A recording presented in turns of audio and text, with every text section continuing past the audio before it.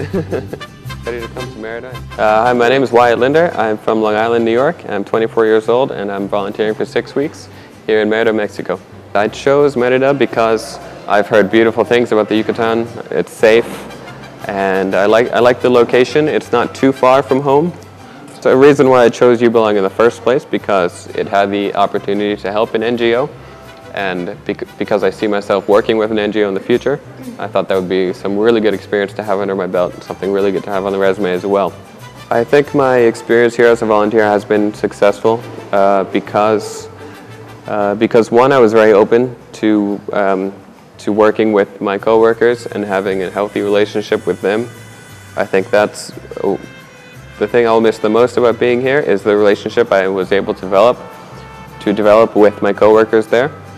And you know, that's just as important as the actual work that the organization does. No matter what kind of organization it is, it's not going to work well if the people that work there aren't friends and aren't working well together.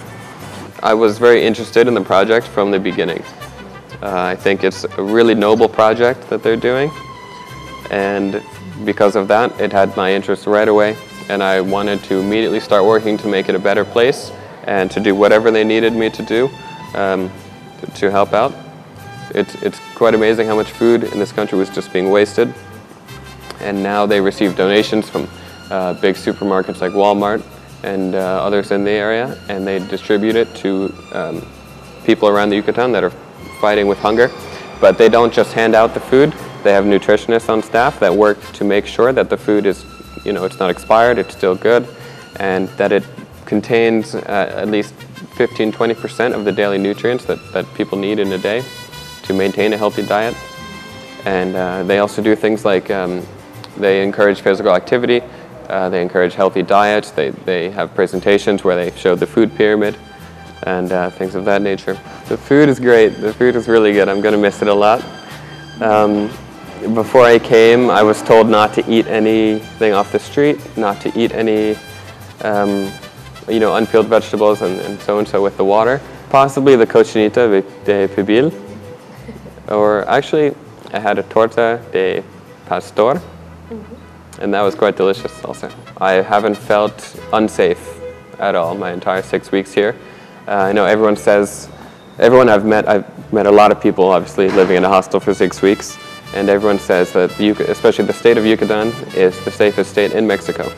Obviously you have to use your common sense, you know, don't walk like in any city in the United States. There are parts you don't want to walk at 3 in the morning, 4 in the morning by yourself, but you know, it's all common sense. I think my favorite thing to do on the weekends was to explore the pueblos around, because life is so different and they're not used to having foreigners come through.